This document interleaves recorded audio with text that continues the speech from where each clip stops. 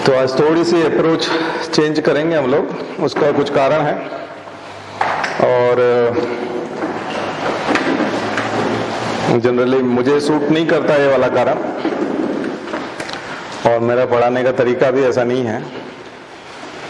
और जो दूसरी कोचिंग्स हैं वो भी ऐसा नहीं करती, वो इस तरह से नहीं करती, वो एक्सप्लॉयटेशन करती है। उनका काम दूसरा है, पैसा कमाना है, उनका उद्देश्य दूसरा होता है। हम यहाँ जो अप्रोच चेंज कर रहे हैं थोड़ी सी, वो रिजल्ट लेने के लिए कर रहे हैं। रिजल्ट इसमें भी आते हैं, लेकिन ये लॉन्ग टर्म तैयारी है। लॉन्ग टर्म तैयारी क्या होती है कि आप अगर मान लिया जाए वायरस कोई नया आने वाला है तो एक दो तरह की तैयारी होती है। शॉर्ट टर्म तैयारी होती है, तो उसमें क्या होता है कि तुरंत लॉकडाउन लगा देते हैं, सबको कोविड अप्रोप्रिएट बिहेवियर के लिए बोलते हैं, वैक्सीनेशन करने लगते हैं, मास स्केल पे वैक्सीनेशन होता है, और इस तरह से तैयारियां होती है। एक लॉन्ग टर्म तैयारी होती है कि स्वास्थ्य सुविधाएं अच्छी होनी चाहिए, तो इंफ्रास्ट्रक्चर अच्छा होना चाहिए, तो हॉस्पिटल ज्यादा से ज्यादा होने चाहिए, मेडिकल कॉलेज ज्यादा से ज्यादा होना चाहिए, ज्यादा से ज्यादा एम्स बने, और मेडिकल की सीटें बढ़े, विशेषज्ञ ज्यादा से ज्यादा हों, इंफ्रास्ट्रक्चर हो, ऑक्सीजन कंसंट्रेशन वाले जो इक्विपमेंट है यानी मैन्युफैक्चरिंग है, फार्मास्यूटिकल डेवलप हो, इंडस्ट्री के तौर पे डेवलप हो। तो ये लॉन्ग टर्म तैयारियां होती है जिससे कि बीमारी से बचा जा सकता है, ज्यादा से ज्यादा लोगों को बचाया जा सकता है। शॉर्ट टर्म तैयारी आपको देखिए, आपने पिछले 1.5-2 सालों में जो थी वो शॉर्ट टर्म थी। गवर्नमेंट जो भी कर सकती है लोगों की जान बचाने के लिए, जो कुछ भी कर सकती है वो करते हैं, लोग भी करते हैं, सभी का सहयोग मांगा जाता है। सामाजिक संस्थाओं को भी कहा जाता है कि लोग इधर उधर जाएंगे तो उनका खाना की व्यवस्था करो, थोड़ी उनकी सेवा करो, रुकने की जगह दो। देखा था ना आपने माइग्रेशन जब हुआ था। तो शॉर्ट टर्म तैयारी और लॉन्ग टर्म तैयारी, तो जब एग्जाम आ जाती है तब थोड़ी सी तैयारी चेंज होती है। एग्जाम बहुत नजदीक आ जाती है तब तैयारी चेंज होती है। और जब आप अभी सेकंड ईयर में हैं, फर्स्ट ईयर में हैं, 2 साल बाद एग्जाम देंगे, 3 साल बाद देंगे, तो तैयारी का पैटर्न थोड़ा सा दूसरा होता है। अभी तक हम चल रहे थे वो मेंस मोड में चल रहे थे। मेंस की परीक्षा बच्चों की बाकी भी है, अभी कुछ एमपीपीएससी का रिजल्ट आएगा प्री का, तो एकदम उनको मेंस में जाना पड़ेगा। कुछ बच्चे यूपीएससी का मेंस दे रहे हैं अभी इन दिनों में, 7 जनवरी से लगभग वो एग्जाम है। तो चूंकि अभी मेंस का पूरा माहौल है मुख्य परीक्षा का, इसलिए हम लोग थोड़ा सा उस बारे में बात कर रहे थे। और आगे जाके आपको भी केवल प्री से तो बात बनने वाली नहीं ना, आपको भी एग्जाम तो मेंस देनी ही पड़ेगी, तभी जाके सिलेक्शन होगा। उससे बाईपास तो कर नहीं सकते उसको, तो इसलिए भी हम तैयारी करा रहे थे। तो अभी मैं थोड़ा और मेरा जो झुकाव है वो प्री की तरफ मैं रखने की कोशिश करूंगा, क्योंकि प्री की परीक्षा आ रही है, एडवर्टाइजमेंट आने वाला है, और एमपीपीएससी निकलने वाली है, तो उसको फोकस करेंगे। क्योंकि 2 महीने बाद एग्जाम हो जाएगी लगभग, कैलेंडर आपने देखा था लगभग 2 या 3 महीने का, ज्यादा का समय नहीं देते। तो इतने कम समय में क्या एग्जाम निकाली जा सकती है, थोड़ा सा टफ है, क्योंकि नया पैटर्न जो है परीक्षा का वो यूपीएससी को मैच करता हुआ है, और उन्होंने एग्जाम बिहेवियर चेंज किया है।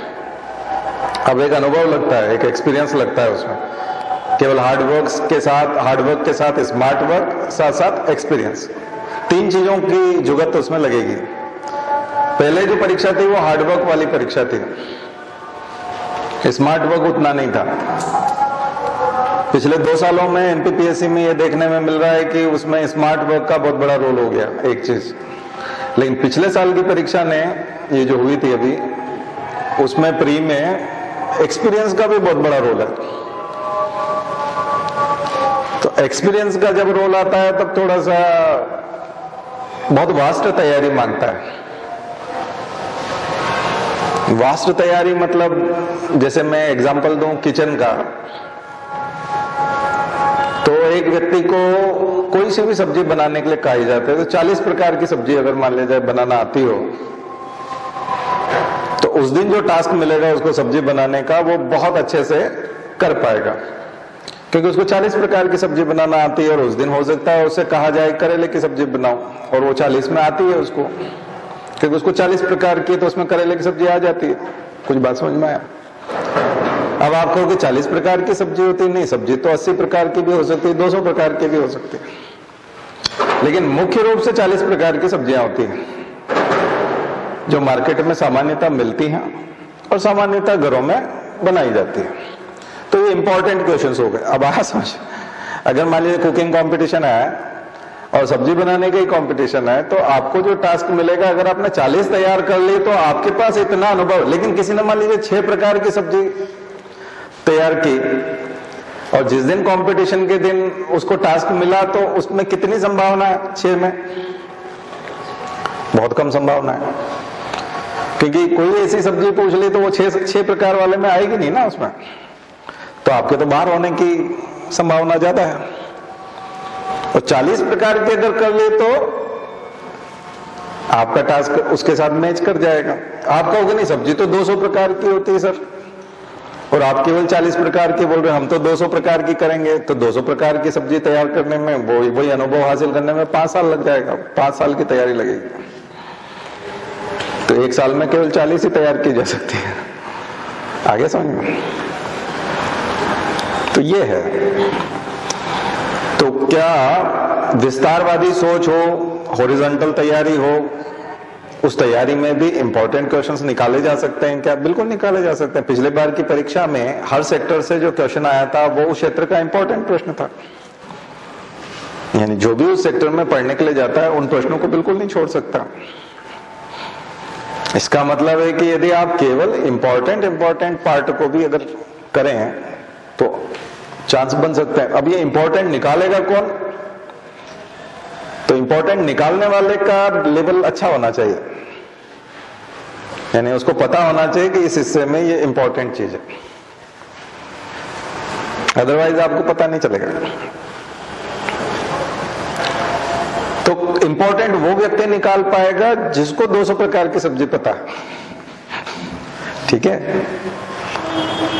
वो बोलेगा कि ये 40 बहुत इंपॉर्टेंट, उसके लिए उसको 200 पता होना बहुत जरूरी निकालने वाले को। आप कहोगे कि आपको भी 40 ही पता है क्या? नहीं, हमको 200, 300, 400 पता है, उसमें से हम आपको 40 पता है। ये तो हम वो वाली अप्रोच थोड़ा सा मैं कुछ दिन आपके साथ प्रैक्टिस करूं तो शायद आपका भला हो जाए 2-3 महीने में। तो यहाँ क्लास आना भी आपका सार्थक हो जाएगा, क्योंकि यहाँ जो मैं बात करूंगा अगर आपको एग्जाम में वो प्रश्न के रूप में दिखेंगे तो आप जीत जाओगे। तो यहाँ आने की वजह से आपको कम से कम 10-15 प्रश्नों का फायदा तो हो सकता है कि सिलेक्शन जो है वो 70 क्वेश्चंस पे होता है और 50 के लायक आप पहले से हैं, और 20 का फायदा मैं कंट्रीब्यूट कर दूं तो आप 70 हो जाएंगे। तो 50 का अपने पैरों पे खड़ा होना पड़ेगा आपको भी, आपकी तरफ से भी प्रयास। हम होमवर्क देंगे, वो 50 कैसे तैयार होंगे आप हमारा होमवर्क कर लेना, 20 मेरी तरफ से आपको गिफ्ट स्वरूप मिल जाएंगे,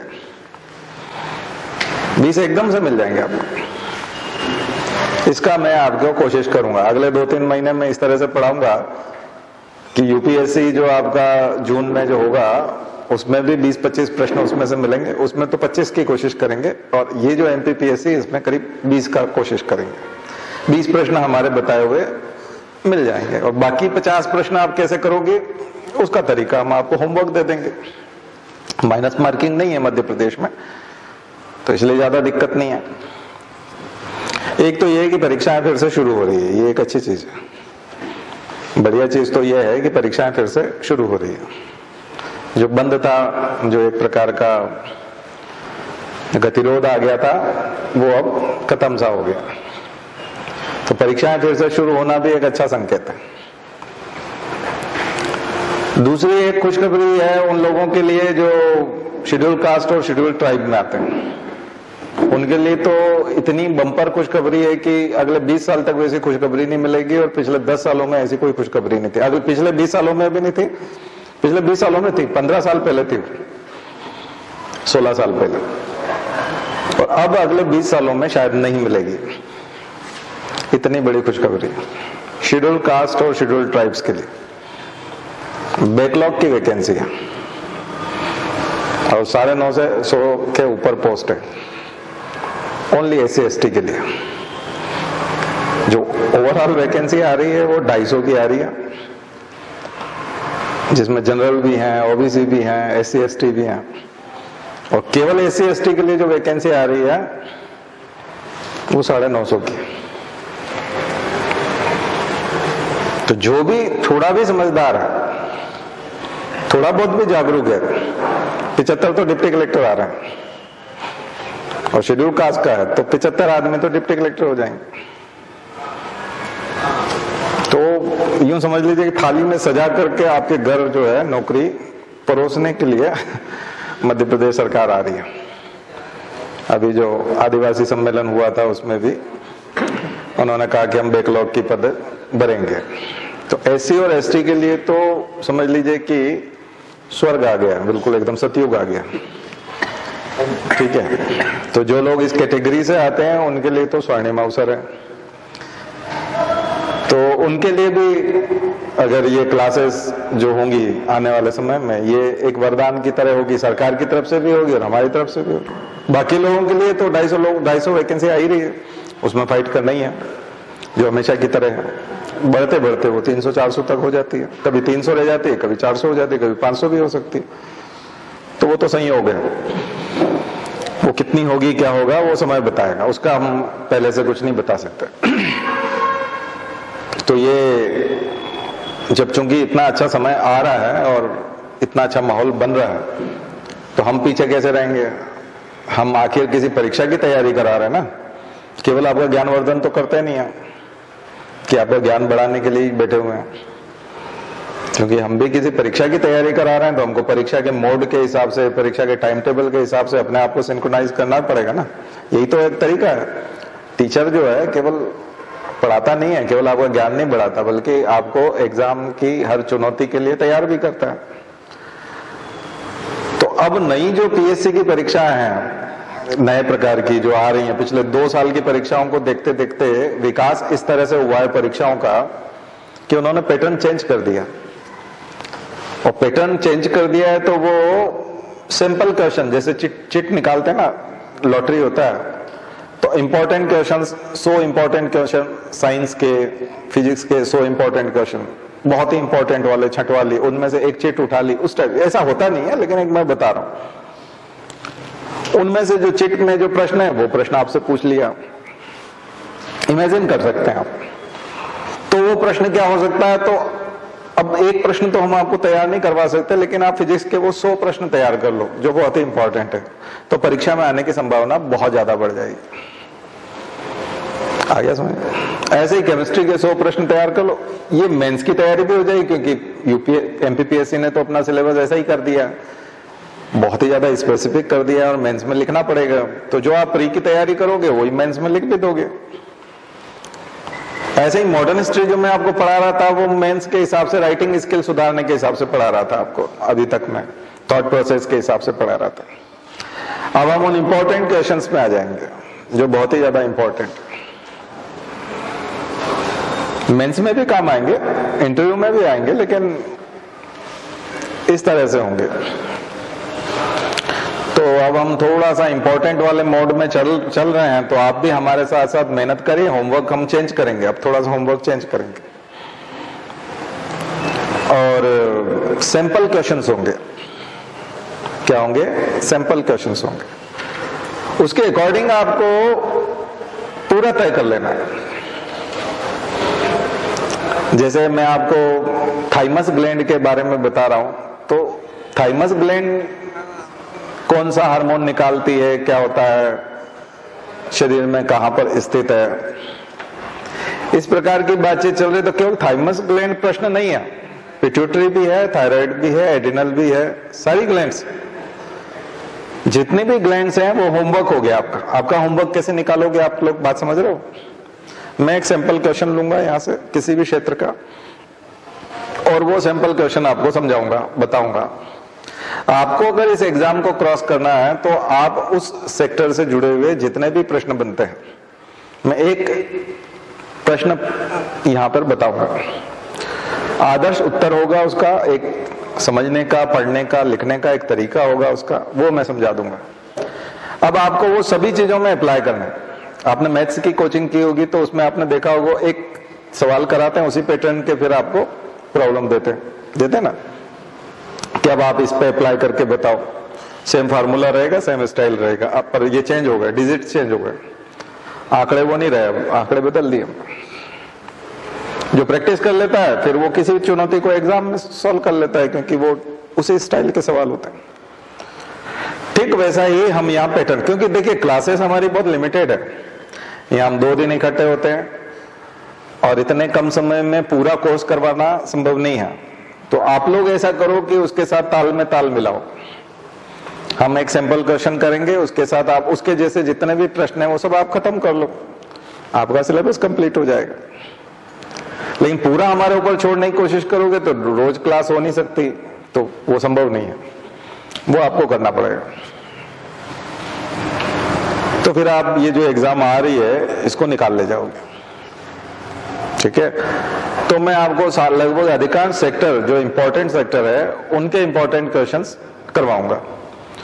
और मुझे याद है 200 में या 1-1, 2-2 करवाऊंगा, 1 या 2 सब्जी बनाने सिखाऊंगा, आपको 40 प्रकार की बनानी है, ठीक है। बाकी 38 आपको बनाना है, 1 या 2 मैं बना दूंगा, 38 आपको बनानी है। कौन कौन सी बनेगी वो मैं बता दूंगा, लेकिन वो लेबर है, बाकी चीजें क्या है, लेबर, उसमें दिमाग नहीं लगना है, क्योंकि वो तो सेम रिपीट होना है, वो तो लेबर है।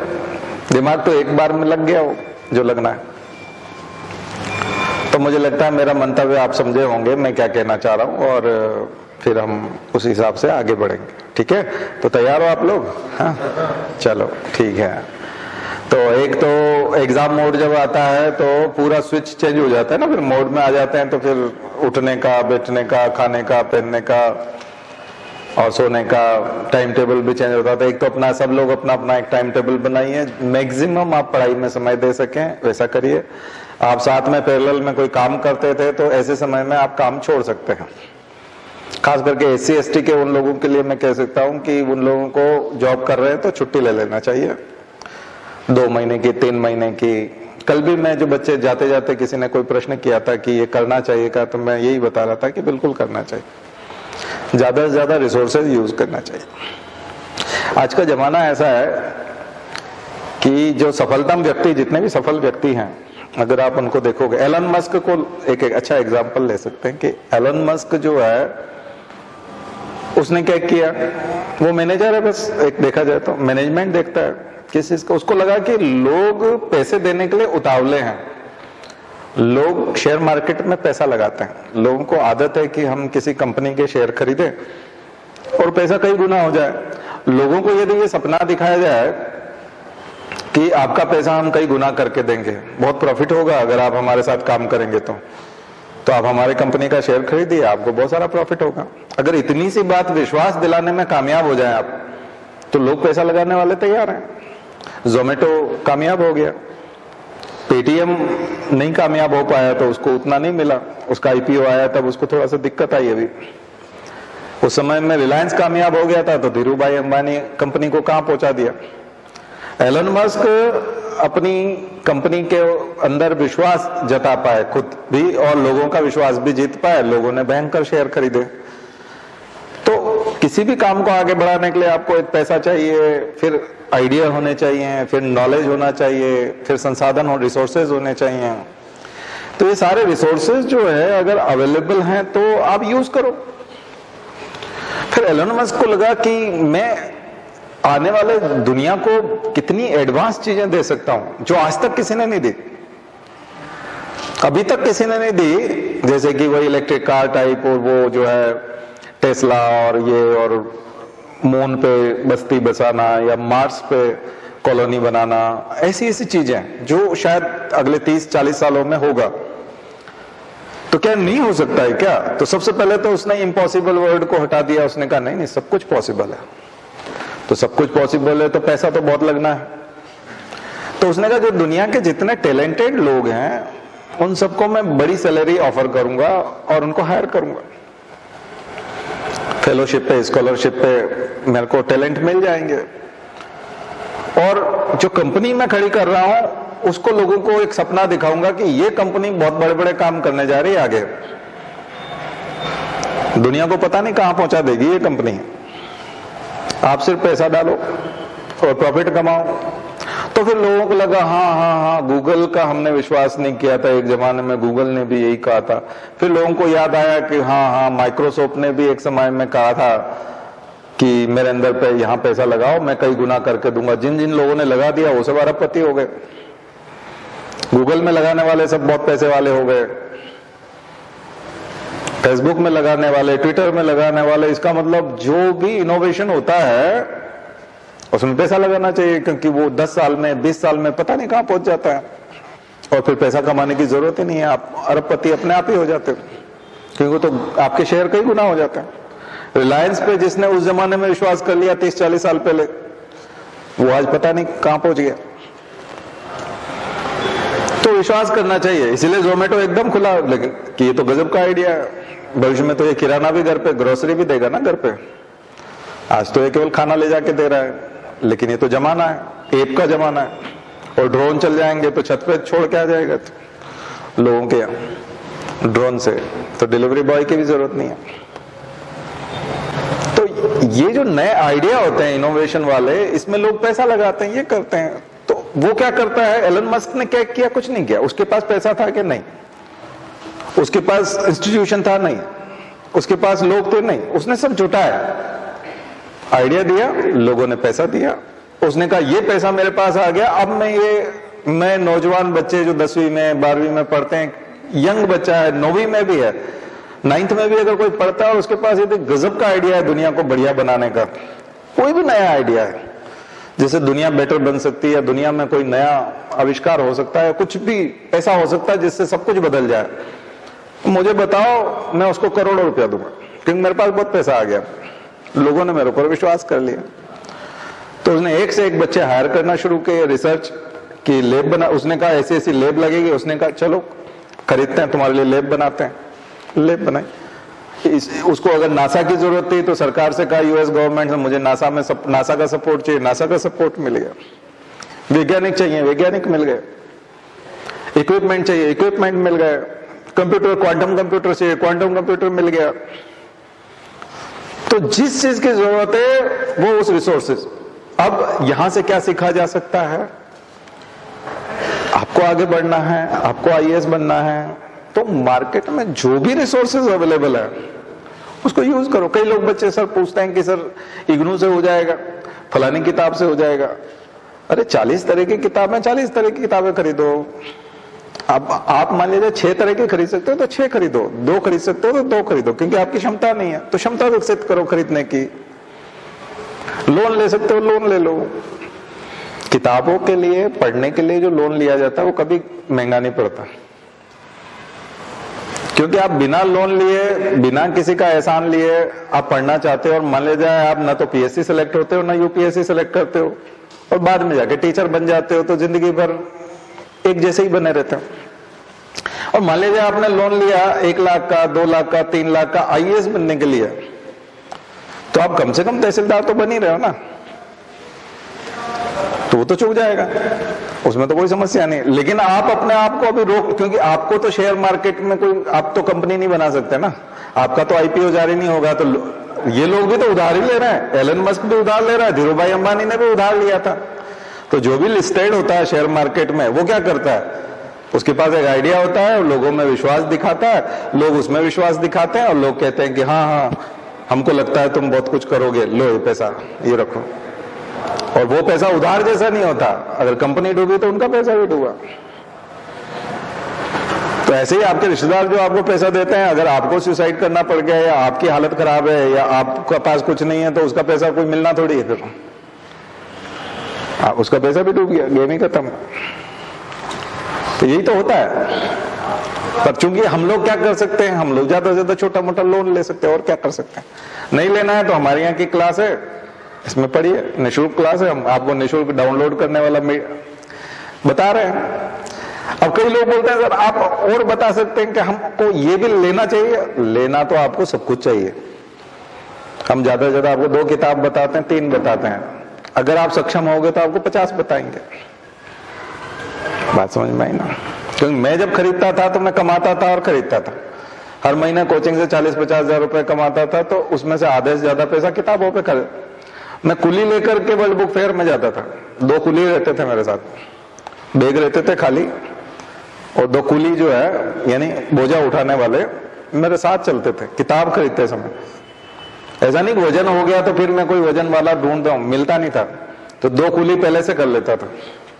उनके 400-500 रुपए, आज से 20 साल पहले भी जितना पैसा बनता था उनको पहले से उनको डन कर देता था, हाँ तुमको दिया जाएगा लेकिन वजन उठाना पड़ेगा। और शॉप्स जो है उनसे फ्रेंडशिप हो जाती है शॉप वालों से, क्योंकि उठा उठा के घूमने से तो कोई मतलब नहीं। किसी के यहाँ से अगर आपने 8,000 की खरीदारी की तो उसको बोलते थे कि ये किताबें यहाँ पड़ी रहेंगी। फिर 4,000 की कहीं से खरीद के लाए, वो भी उठा के उसी के यहाँ रख दी, ये मैं ले जाऊंगा अभी 1 घंटे बाद। तो इतनी दोस्ती हो गई थी, कई बार वो लोग खाना खिलाते थे। एक बुक फेयर में पहले 2 साल में एक बार बुक फेयर लगता था, अब तो हर साल लगता है। अभी लगेगा जनवरी में दिल्ली में प्रगति मैदान में, तो मैं हर बुक फेयर में जाता था।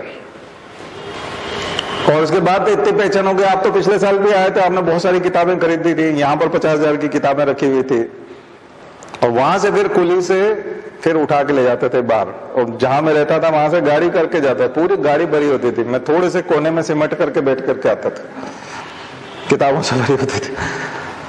उसको जैसे कि साइकोलॉजी पढ़ना है तो साइकोलॉजी की जितनी किताब तेरे पास है, जितने पब्लिशर है सबके पास है, साइकोलॉजी कुछ है भले इस राइटर की है, नहीं सुना है मुझे दे दो, मुझे चाहिए। घर आकर के देखते थे कि उसमें दमदार चीज क्या है, और मिलते थे, डिफरेंट मिलते थे, डिफरेंट तरीके से बताया होता था। तो हर किताब का प्रेजेंटेशन करने का तरीका होता है, उसमें अपनी मेहनत होती है, उस राइटर का अपना एक स्टाइल होता है, सीखने को मिलता है।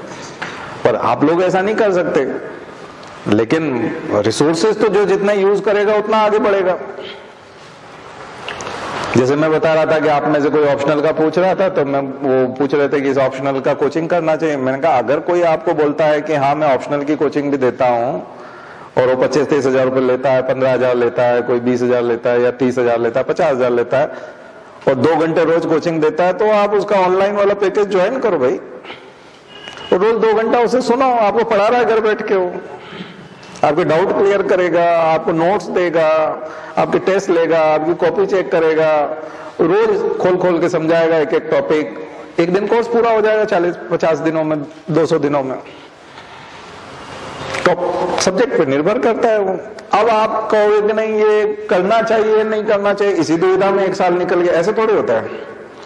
इसलिए कोई भी ऐसा प्रश्न मत पूछना, एनसीईआरटी पढ़ना चाहिए नहीं पढ़ना चाहिए, पढ़ लो। ये नोट्स यहां से डाउनलोड करके पढ़ना चाहिए, हाँ। इसको प्रिंट निकाल के पढ़ना चाहिए, अगर तुम प्रिंट निकाल के पढ़ सकते हो तो प्रिंट निकाल के पढ़ो। पैसे नहीं है तो उसको टेप पे पढ़ो, मोबाइल पे पढ़ो। बात समझ में आई ना? ये कोई पूछने की चीज नहीं है। मैंने कहा ना, रिसोर्सेज यूज करना पड़ेंगे आगे रहने के लिए, आगे बढ़ने के लिए आपको रिसोर्सेज यूज करना पड़ेंगे। मार्केट की एक कंपटीशन है। मैं एग्जांपल भी दे रहा था कल निकलते निकलते, एक ही बच्चा था शायद, तो अब सब सुन लो। ओलंपिक में जाना है तो ट्रैक अच्छा है और वहां की इतनी फीस है, और मैं रहूंगा, वो वाली मूवी देखी थी आमिर खान वाली, कौन सी स्पोर्ट वाली, कौन सी, दंगल। मान लीजिए आप बाहर रह रहे हो और ऑटो करके रोज 6 बजे सुबह एकेडमी में जाओगे या 5 बजे जाओगे, तो ठंड में ऑटो में हवा भी लगेगी, तो क्या वहां पर 7,000 रुपए में हॉस्टल भी मिल रहा है और खाना भी मिल रहा है और एकेडमी के अंदर ही कैंपस में मिल रहा है, तो क्या मुझे वो लेना चाहिए? हाँ लेना चाहिए। बात समझ में आई ना? बाहर रहोगे अपने हिसाब से कुछ भी खाओगे, उसका मेन्यू जो सेट होगा वो उसके स्पोर्ट्स के हिसाब से होगा, वहां डाइटिशियन होगा और वो आपकी बॉडी के हिसाब से आपको खाना करके देगा। वो वाली मूवी देखी थी ना बैडमिंटन वाली, वो लड़की की, साइना नेहवाल वाली, तो वो उसके हिसाब से हो जाएगा। तो आप देखो, फिर थ्योरी क्लास मुझे ज्वाइन करनी चाहिए कि हाँ करनी चाहिए, उसकी थ्योरी भी होती है। बैडमिंटन की है तो थ्योरी क्लास भी होगी, प्रैक्टिकल फिर सीधा वहां होगा, प्रैक्टिस मैच होंगे। क्या वो वाला प्रैक्टिस मैच मुझे वो देखना चाहिए? बिल्कुल देखना चाहिए। क्या मुझे साथ में टेनिस के बारे में भी देखना चाहिए? उतना जरूरी नहीं, लेकिन अगर आप देख सकते हो टाइम में, तो देखो कि बैडमिंटन और टेनिस के उसमें गेम्स के रूल्स में क्या क्या चेंजेस हैं, क्या क्या रिसर्च हुई है, बैडमिंटन का ओरिजिन कब हुआ था, ये थ्योरी क्लास है। तो जितना ज्यादा आप उस गेम के तो सारी चीजें अप्लाई करो। कपड़े में फिर मुझे ये वाला ट्रैक सूट लेना चाहिए या ये वाले शूज लेना चाहिए, मार्केट में तो बेटर शूज अवेलेबल हैं, तो आपका परफॉर्मेंस बेटर होगा। बोले वो वाले जो शूज मैं अभी यूज करता हूं या करती हूँ वो 5,000 के हैं, 6,000 के हैं, मार्केट में जो आ रहे हैं वो 22,000 के हैं। तो 22,000 के है ही इसलिए कि वो परफॉर्मेंस आपका वो बढ़ाते हैं, एनहांस करते हैं, एनहांसमेंट होता है ना, बेटर होता है परफॉर्मेंस, उससे ज्यादा अच्छे से दौड़ पाते हो। तो आपको ज्यादा अच्छा वाला लेना पड़ेगा। तो ज्यादा कंपटीशन है, प्रतियोगिता है, ये दूसरे से आगे निकलना है आपको। तो जो रिसोर्सेज अवेलेबल हैं उनका अगर आप उपयोग नहीं करेंगे तो पीछे रह जाएंगे। तो पीछे तो पूरी लाइफ में देखो कितने लोग हैं तो वो अपनी असफलता की कहानियां बताते रहते हैं। हमने भी तैयारी की थी, ऐसे कई लोग मिले होंगे, हमने भी पहले पीएससी दी थी, हमने भी यूपीएससी की तैयारी की थी। वो कैसे की थी, तुम बने तो हो नहीं, रिसोर्सेज यूज नहीं किए थे, जितने अवेलेबल रिसोर्सेज थे वो यूज किए थे क्या? अब तो इतने सारे हैं, यूट्यूब देखना, यूट्यूब भी देखना चाहिए, ऑनलाइन क्लास करना चाहिए, ऑनलाइन भी, ऑफलाइन कर सकते हैं क्या? ऑफलाइन में बेटर होता है, हाँ ऑफलाइन करो, हर चीज का जवाब है हाँ। बस ये है कि आप कर सकते हो कि नहीं कर सकते। तो फिर उसको सपने देखने का हक नहीं कि जिसके पास अच्छे जूते हैं। क्यों? वो हिमा दास कौन थी जिसके पास जूते नहीं थे और वो दौड़ गई? फिर उसकी संकल्प शक्ति बहुत प्रबल होती है। तो बिना जूते वाले भी दौड़ते हैं, बस उसके अंदर आग होती है आगे बढ़ने की और उसके अंदर जज्बा होता है और कुछ ऐसा कर गुजरने का होता है, वो कर डालते हैं। तो बिना जूते वालों ने भी किया। तो क्या किसी में क्षमता है उसके बावजूद उसको बिना जूतों के प्रैक्टिस करनी चाहिए? नहीं, ये फिर गलती हो जाएगी ना। फिर आप कैसे कर पाओगे? उसकी बात अलग है, वो बचपन से उसको अलग कंडीशन में पली बड़ी है, उसको बिना जूतों के स्कूल जाने की आदत थी। आप जूतों में स्कूल जाते थे और ट्रैक पे दौड़ने के लिए आप नंगे पांव जाना चाहते हो, वो नहीं हो सकता ना। आपके पांव उस लायक ही नहीं है, वो जूतों के बिना वो कर ही नहीं सकते। मुझे लगता है मेरी बात आपको समझ में आई होगी, क्योंकि ये कंपटीशन है और कंपटीशन में कोई गलती नहीं करना है। कई लोग ट्रेवल करते हैं लेकिन सबके पास ट्रेवल किट नहीं होते। तो अगर आप 1000 किलोमीटर की ट्रेवल कर रहे हैं तो आपको कोई मेडिसिन रखना चाहिए क्या?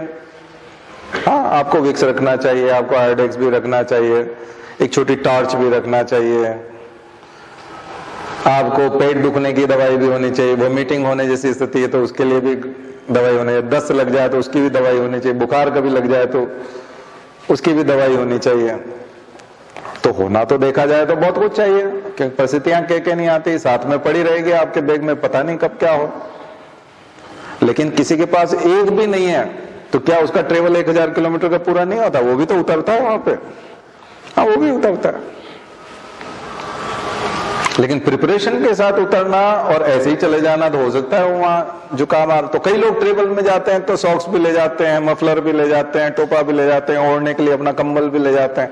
तो ट्रेवल के समय में कितनी तरह की तैयारी करते हैं। तो आप भी तो एक यात्रा पे हो कंपटीशन की, तो आप कम साधनों में यात्रा करना चाहते हैं तो कोई न कोई किसी दिन हो सकता है ठंड लग जाए। आप जिस बस में कर रहे हैं, ट्रेन में कर रहे हैं, उसकी खिड़की टूटी हुई है और वहीं आपकी सीट आई है, उसमें बहुत तेज हवा आ रही है और ठंडी हवा आ रही है और आपके पास बचने का कोई साधन नहीं है, तो आप बीमार हो जाएंगे। तो बीमार आदमी के रूप में वहां उतरेंगे, सफल नहीं हुई ना यात्रा। तो अब कभी भी कोई भी संसाधनों के बारे में मुझसे इस तरह से मत पूछना। मैंने आज आपको लेक्चर में साफ साफ बता दिया, संसाधन जितने अवेलेबल हैं, जितने बढ़िया अवेलेबल हैं, जितनी बेस्ट क्वालिटी के हैं, जितनी मात्रा में हैं, वो ज्यादा से ज्यादा आपके पास हो। अगर आप कर सकते हो तो परचेज कर सकते हो, उसको बियर कर सकते हो, तो होना चाहिए। पैसा बचा के रखने से कुछ नहीं होता, ठीक है, उसको खर्च करिए इस काम में। नहीं है तो फिर हिमा दास बन जाइए और संकल्प शक्ति के बल पे दौड़ पड़िए। हम तो आपकी मदद करने के लिए आ ही गए, ये मदद भी आपको बहुत आगे बढ़ा देगी, उसमें भी कोई दिक्कत नहीं है। वो भी बनते हैं, ये भी बनते हैं, लेकिन चूंकि कंपटीशन है तो फिर कोई बहाना टाइप ना हो, या फ्यूचर में ऐसा ना हो कि ऐसा होता तो ऐसा हो जाता। तो कई लोग हैं ऐसे, बचा लेते हैं, पैसा बचा लेते हैं। करोड़पति लोगों को भी मैंने देखा है कि वो एसी में ट्रेवल कर सकते हैं, लेकिन वो उसमें करते हैं, स्लीपर में। और मैंने देखा, हमारे एक परिचित थे, तो वो करोड़पति हैं, लेकिन शूज पहन के नहीं आए। सॉक्स पहन के और शूज पहन के आ सकते हैं। और उनके सर्जरी हो चुकी है, 70 साल के, और 2 सर्जरी हुई है पिछले साल। वो टंगे हुए हैं लास्ट स्टेज में, और स्लीपर डाल के आ गए। बोले वो शूज तो 300-400 से कम के नहीं आते। और उनके पास 30-40 करोड़ रुपए होंगे। ठीक है, तो अगर आप उस मानसिकता के हैं तो फिर असफल होंगे, फिर जल्दी चले जाएंगे दुनिया से। इलाज के बाद में मान लिया जाए आपका ऑपरेशन होने जा रहा है, और एक बोल रहा है कि ये जो रूम होगा ये आपका स्पेशल रूम होगा, इसमें दूसरे मरीज नहीं रखे जाएंगे, यहाँ जो हम इक्विपमेंट यूज करेंगे सिंगल टाइम वाले होंगे, अगर आप 4 लाख रुपए जमा कराएंगे तो। और एक 75,000 वाला भी ऑपरेशन है, उसमें हम डबल यूज करेंगे उपकरणों को, यानी उबालेंगे और स्टेरलाइज करके फिर यूज करेंगे, पहले वो किसी दूसरे मरीज पे उपयोग किए जा सके। आपके कमरे में पूरी लाइन से 7-8 मरीज रहेंगे। अगर आप करोड़पति हैं और अगर आपके पास इतने सारे करोड़ों रुपए, तो आप 5 लाख वाला ऑपरेशन कराइए ना। नहीं आ रहा समझ में? उसमें बचने की संभावना, इन्फेक्शन होने की संभावना कम है, ऑपरेशन के सफल होने की संभावना बहुत ज्यादा है। पर वहां पर अगर व्यक्ति सोचेगा कि नहीं, मैं जो है 75,000 वाला कराऊंगा, 5 लाख क्यों करूंगा, तो उसमें रिस्क है। तो ये इस उदाहरण में जो आप समझ में आ रहा है, उसको आपको ये भी समझ में आ जाएगा। तो वहां तो जीवन मरण का प्रश्न है, तो भी लोग पैसा बचाते हैं, तो भी लोग रिस्क लेते हैं। बहुत छोटी छोटी चीजों का भी खर्चा नहीं करते। कई लोग बोलते हैं इसीलिए उनके पास 40 करोड़ है, क्योंकि वो नहीं करते, क्योंकि पूरी जिंदगी इसी तरह से रहे, इसीलिए तो आज 40 करोड़ उनके पास है। अगर कर रहे होते तो इतना नहीं होते। तो फिर जीवन है क्या? मतलब आप किस लिए जिंदा रह रहे हो? अपने आप को बचाने के लिए भी नहीं रहते हैं। तो फिर ये कमाए किस दिन के लिए? नहीं, फ्यूचर तो 70 साल वाले का फ्यूचर कब आएगा? आपका तो ठीक है लेकिन वो कौन से फ्यूचर के लिए बचा रहा भैया? तुम कल रहोगे ही नहीं, अंतिम संस्कार हो जाएगा, तो फिर फ्यूचर किस बात का? तो रिसोर्सेज का भरपूर उपयोग करो। कम से कम निःशुल्क जो अवेलेबल है उनका तो पूरा करो। यूट्यूब के चैनल तो करो कम से कम, अच्छे अच्छे चैनल होंगे, अच्छे अच्छे लोगों के लेक्चर होंगे। क्या आपने सुन लिए? सब्जेक्ट वाइज जो गाइडेंस मिल रहा है, क्या वो देख लिया आपने? निःशुल्क डाउनलोड जो कर सकते हो, ई ज्ञान कोश, एनसीईआरटी, ये सब तो निःशुल्क डाउनलोड करने वाला है ना, तो उसको डाउनलोड कर लिया है क्या? उसको पढ़ना शुरू कर दिया है क्या? पहले वो खर्च कर लो। चलो, तो जो आलसी होता है वो पैसे में भी नहीं कर पाता और निःशुल्क वाला भी नहीं कर पाता, क्योंकि निःशुल्क वाला भी इतना अंबार है कि आपसे पूरा इस जन्म में नहीं होने वाला है, पूरा जन्म लग जाए, इतना अंबार है। अब उसमें से इंपॉर्टेंट ढूंढ के निकालना है। तो मुझे लगता है बात समझ में आ गई होगी। कंपटीशन की भावना लेके आओ अपने अंदर, और कंपटीशन की भावना ये होती है कि मुझे आगे निकलना है, आगे निकलने की भावना आती है। जब हम कॉलेज में, स्कूल में पढ़ते हैं, तब हमारे सहपाठी होते हैं, बेचमेट होते हैं, और हमारी बेच के बच्चे होते हैं, और हम सब साथ में पास होते हैं और अगली क्लास में जाते हैं। और मार्कशीट जिस दिन रिजल्ट आता है तो सब एक दूसरे को देख के खुश होते हैं कि अच्छा तुम्हारा 67 है, मेरा 72 है, उसको अच्छा इसका 79 है। मतलब थोड़े बहुत निराश होते हैं, ये होता है, लेकिन इस बात की खुशी होती है कि अब हम अगली क्लास में आ गए। ये क्या है? ये सक्सेस है। ये क्या है? सफलता। इसको बोलते हैं सफलता, सक्सेस। आप एक क्लास छोड़ करके अगली क्लास में प्रमोट हो गए और सब साथ में हो गए। कंपटीशन ये नहीं है। कंपटीशन में सिलेक्शन होता है, चयन। एक का सिलेक्शन होता है और एक बाहर हो जाता है। 89% वाला सिलेक्ट है तो 88.5 वाला बाहर है। वो कुछ बने नहीं, जीरो, कुछ नहीं। अगर वो इस रैंकिंग में अगर कहीं कुछ है तो वो फिर हो सकता है वो आईपीएस मिलेगा, उसको आईएएस मिल जाएगा।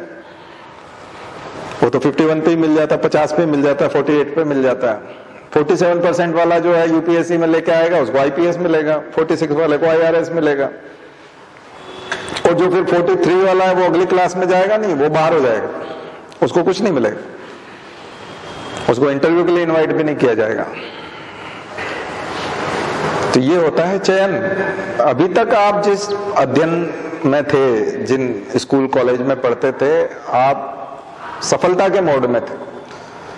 आपका पैटर्न था कक्षा के हिसाब से पढ़ना, अगली कक्षा में जाना। ये जिस परीक्षा में आप आए हो, ये चयन करवाती है, बाकी लोगों को रिजेक्ट कर देते हो। घर जाओ, फिर से प्री में बैठना अगली बार, फिर से आप 15 लाख लोगों में चले जाते हैं। और जो सफल होता जाता है वो आईएएस हो जाता है। ठीक है, 10 साल बाद, 15 साल बाद कभी फोन आता है उसका, तो 4 नंबर ही कम थे उसके, लेकिन वो बोलता है क्या कर रहे हो तू आजकल।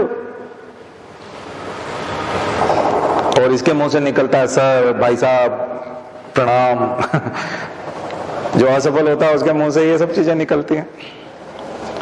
वो बोलता है तू, और वो बोलता है आप कहाँ पोस्टिंग है आपकी अभी आजकल। दोस्त के फोन भी आते हैं तो जमीन आसमान का अंतर होता है। वो कृष्ण सुदामा बन जाता है, जमीन आसमान का अंतर हो जाता है। तो आप जिस परीक्षा के इधर आए हो, ये बहुत खतरनाक चीज है। ये वो नहीं है, मजाक नहीं है ये। और रिसोर्सेज तमाम पड़े थे और आप मुंह ताके खड़े हुए थे, एक ने यूज किया, वो पहुंच गया और अब तमाम तरह के उपदेश दे रहा है। अगर वो भ्रष्ट है तो भी, अगर वो ब्राह्मण है और मांस खाता है तो भी उपदेश दे रहा है, और तमाम समाज उसको सुन रहा है, जबकि जूते खाने लायक काम करता है वो। लेकिन चूंकि वो सफल है, वो क्या है, चयनित है, वो क्या है, सिलेक्टेड है। सिलेक्टेड आदमी की सभी सुनते हैं और सब उसके नखरे भी सहन करते हैं, और उसकी हेकड़ी, उसका कॉन्फिडेंस देखो आप। तो ये दूसरे बच्चों के साथ क्यों नहीं हो पाता? क्योंकि वो असफल है, चयनित नहीं हो पाए थे, बाहर हो गए, रिजेक्ट हो गए, फेंक दिया। एग्जाम सिस्टम ने उनको बाहर निकाल के फेंक दिया, मक्खी की तरह निकाल के फेंक देते। तो आप जिस परीक्षा की, अगर आप सिंसियरली तैयारी करने के लिए आए, तो आप यहाँ पर ऐसे सिस्टम में आ गए हो। अब आ गए हो तो मैं आपको अब आपका युग धर्म समझा दूं कि आपका युग धर्म क्या है। आप यहाँ आए हो तो यहाँ आपका धर्म क्या है? यहाँ आपका धर्म है सफलता प्राप्त करना, चयनित होना, चयन होना। सब केवल सफलता नहीं, चयनित होना। सिलेक्शन चाहिए आपको, और सिलेक्शन के लिए आपको सब कुछ करना पड़ेगा। जैसे मैंने बताया, खिलाड़ी सब कुछ करता है, डाइट पे भी ध्यान देता है, ट्रैक सूट पे भी ध्यान देता है, शूज पे भी देता है, ट्रेनिंग पे भी देता है, एक्सरसाइज पे भी देता है, और प्रैक्टिस भी करता है, मैच देखता भी है, थ्योरी भी पढ़ता है, प्रैक्टिकल भी पढ़ता है, सब कुछ करता है, सब कुछ। तो जो सफलता प्राप्त करने के लिए आपको सब कुछ करना पड़े, सेलेक्ट होने के लिए, वो सारी चीजें करो। उसमें पूछने की जरूरत है, सर ये कर लें क्या, वो कर लें क्या? नहीं, आप पूछ रहे हो मतलब बहुत कच्चापन है अभी तो आप में, आप अभी तय नहीं कर पाए हो। ये क्यों नहीं करोगे? हाँ, ये कंफ्यूजन हो सकता है कि चूंकि 200 किताबें हैं तो 50 कौन सी है, 50 में से मैं तो केवल 10 ले सकता हूं, तो 10 कौन सी इंपॉर्टेंट किताबें ले लूं? ये बहुत अच्छा प्रश्न है। किताबें बहुत है मार्केट में, मटेरियल बहुत है, और सारा पढ़ा नहीं जा सकता। तो ये हम आपको सजेस्ट करते जाएंगे, टॉपिक वाइज सजेस्ट करते जाएंगे। जैसे जैसे जो जो टॉपिक कंप्लीट होगा, हम आपको सजेस्ट करते जाएंगे कि बेटर ये है। क्योंकि आप एक्सपेरिमेंट करो 2-3 साल, और फाइनली फिर बाद में पता चले कि यही सबसे बेस्ट था, और इसी को रिवाइज कर लेना था, 2 बार या 3 बार पढ़ लेना था, काम हो जाता। तो ये तो टाइम वेस्ट हो जाएगा, क्योंकि वो 3 साल बाद अकल आएगी। हम पहले साल आपको बता देंगे कि इसी को 3 बार पढ़ लो। तो पर रेफरेंस बुक्स तो होनी चाहिए ना, रेफरेंस के लिए तो चाहिए। फिर लाइब्रेरी ज्वाइन करनी पड़ेगी आपको कोई, जहां पे इतनी सारी किताबें अवेलेबल है। उसका एक हल ये भी है कि आप पूरी ना खरीदो और आप कोई लाइब्रेरी ज्वाइन करो, ताकि वहां से इशू करा सको। रेफरेंस के लिए तो कर सकते हो, ऑप्शनल को डीप में ले जाने के लिए तो करना पड़ेगा, क्योंकि ऑप्शनल सब्जेक्ट में तो ऑनर्स वाले लोग बैठते हैं कई बार, तो वो काफी आगे होते हैं। पीजी के बच्चों से कंपटीशन रहता है, ऑनर्स के बच्चों से कंपटीशन होता है आपका। तो मामूली तौर पे नहीं चलेगा वो। इसलिए मेरा 1-2 लेक्चर जो ऑप्शनल सब्जेक्ट के ऊपर है, वो आप देख लेना कि ऑप्शनल सब्जेक्ट कैसा होना है। एमपीपीएससी में वो मसला नहीं है ऑप्शनल का, तो ये अच्छी बात है। पर उन्होंने सिलेबस वास्ट कर दिया, सोशियोलॉजी अपने आप से जोड़ दिया, उसमें जोड़ दिया उन्होंने क्योंकि सोशियोलॉजी तो बचा था, हिस्ट्री पहले से था, पॉलिटी होता ही है, इकोनॉमी उसने अच्छा खासा दे रखा है, साइंस टेक और जनरल साइंस तक दे रखा है, अब तो सोशियोलॉजी बचा था तो वो भी जोड़ दिया, तो ऑप्शनल की जरूरत ही क्या, सारा ऑप्शनल तो आपको उसी में पढ़ना है। मेंस का जो जीएस का सिलेबस है वो सारा ऑप्शनल है आपके, करीब 8-10 जो पॉपुलर ऑप्शनल है वो तो सब उसी में आ गए, तो फिर अलग से ऑप्शनल की जरूरत क्या है। यही यूपीएससी करने जा रहा है, वो जिस दिन एक ऑप्शनल पेपर जो रखा है उसने 2 के बजाय 1 कर दिया, तो जीएस वास्ट कर दिया। पहले जीएस के 2 पेपर होते थे, बहुत लिमिटेड था, अब जीएस वास्ट कर दिया तो एक ही ऑप्शनल की गुंजाइश। अब जिस दिन वो खत्म करेगा उस दिन इंडियन सोशल सिस्टम या ऐसे 1-2 पेपर और ला देगा उसी में, जीएस के 2 पेपर एक्सटेंड कर देगा तो हो गया काम खत्म, आपका ऑप्शनल भी फिक्स हो गया। अब ऑप्शनल नहीं रहा, वो क्या हो गया, मैंडेटरी वाला कंपलसरी पेपर हो गया। तो यही तो रिफॉर्म है सिविल सर्विसेज का। आप अगला रिफॉर्म समझ सकते हो, पहले से ही समझ सकते हो, ये अगला सुधार होने वाला है। ये एडमिनिस्ट्रेटिव रिफॉर्म कमीशन का रिकमेंडेशन भी है कि ऑप्शनल सब्जेक्ट खत्म करो, जनरल सब्जेक्ट डालो, जनरलाइज करो उसको, क्योंकि वो स्पेसिफिक हो जाता है।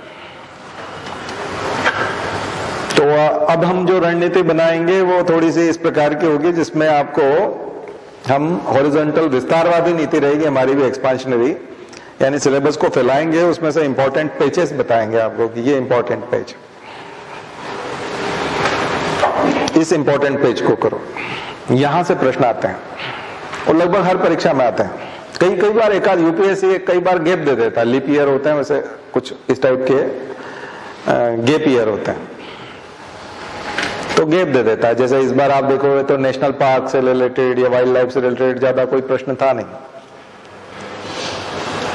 तो उसने थोड़ा सा गैप दे दिया, क्योंकि काफी साल तक पूछता है एनवायरमेंट में, इस टाइप की चीजें खूब पूछता रहा, तो अब उसने थोड़ा सा गैप कर दिया, लेवल चेंज कर दिया, फिर आएगा कुछ। अपन एमपीपीएससी वाले अभी इतने स्मार्ट नहीं है, वो इसको इतने अच्छे से मैनेज नहीं कर पाएंगे, वो ट्रैप में फंस सकते हैं, पर वो जो पढ़ाने वाला है वो समझदार होना चाहिए, नहीं तो फिर वो दिक्कत पैदा करता है, वो आपसे फालतू की लेबर करवा लेगा।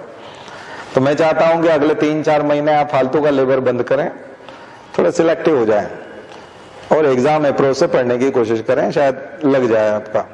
तुक्का तो नहीं कह सकता मैं, मेहनत है, लेकिन स्मार्ट वर्क होगा, हार्ड वर्क नहीं होगा, क्या होगा, स्मार्ट वर्क होगा।